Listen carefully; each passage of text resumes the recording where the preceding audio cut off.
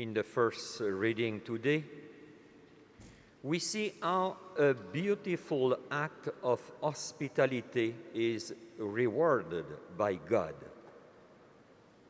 And the Gospel continues, stressing the profound dignity and implication of even the smallest act of hospitality. In fact, one of the nicest things in life is to meet an open, friendly, warm, and hospitable person. But we have to recognize that hospitality to a friend is not a big deal. There is no risk involved at all.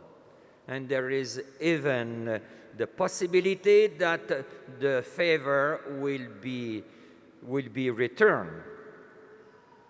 On the contrary, hospitality to a stranger is a great thing. We do not own anything to a stranger, and there is risk involved. But Christ still calls us to welcome the stranger in our midst. To be hospitable to those people does not mean to make them like us.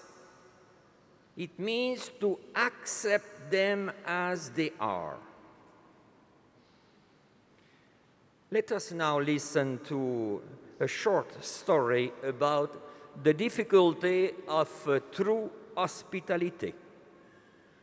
Once upon a time in a certain city, when the long winter ended and the spring came, people start to rejoice all along the streets. They drew back their curtain, they opened their windows, then fresh air, sunlight, and warmth pour into their house.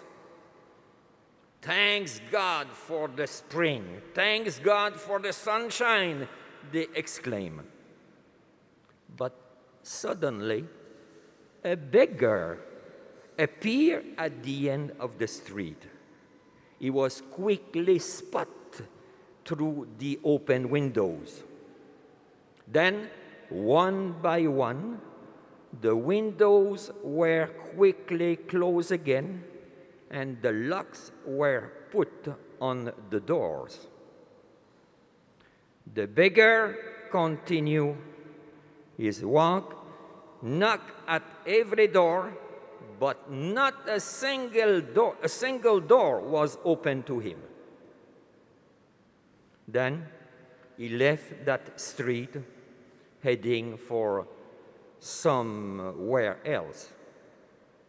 No sooner had the beggar disappeared than the curtain was pulled back again, and the window and door opened once again. And again the sunshine and the fresh air pour in, and all people rejoice. Brothers and sisters, this sad story shows us clearly how strange is often the reality of our life. Our homes are always open to receive God's sunshine and the fresh air, but not always open to receive a child of God, especially when he comes in poverty. But Christ continues to urge us to be hospitable. Christ calls us to reach out, because there is today more needs than ever for hospitality and friendliness. And if we do so, the rewards will be enormous, Christ said. Once again, for us, followers of Christ, hospitality is not an optional extra. It is at the very heart of the gospel. Then the ultimate motivation is clear. To welcome the stranger is to welcome Christ himself. Hospitality is not so much about open our doors as about open our hearts. Sure, there is a risk in having an open heart, and we can be hurt. But let us remember, to open one's heart is to begin to live. To close it is to begin to die. Jesus said, "If anyone gives you so much as a cup of cold water, he will most definitely not lose his rewards." To give a cup of water is a very small thing. Yet, in the desert, it could be the difference between life and death, which is showing that a deed does not have to be big in order to mean a lot. The spirit in which a deed is done, the person to whom it is done, and the circumstances can magnify a small deed.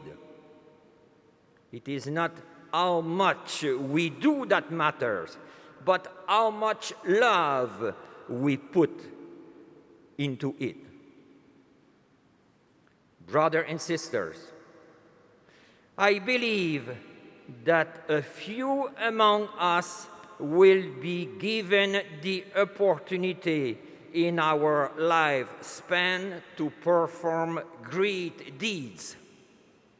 But the chance to give a cup of water can come our way several times, even in the course of one day. A cup of cold water is the symbol of a small kind deed. Little deeds may not look much, but they can bring peace and comfort. Little flower may appear to have no flavor on their own, but put a bunch of them together and they can fill a room with fragrance. Deeds do not have to be big in order to be of help and comfort to the person for whom they are done. They just need to have a specific quality, a certain quality, which is warm. All deeds which come from the heart have always this quality. So, brother and sister, let us warmly open our hearts to God and to our neighbor, and in a special way to those in need. And as a result, we will encounter God Himself.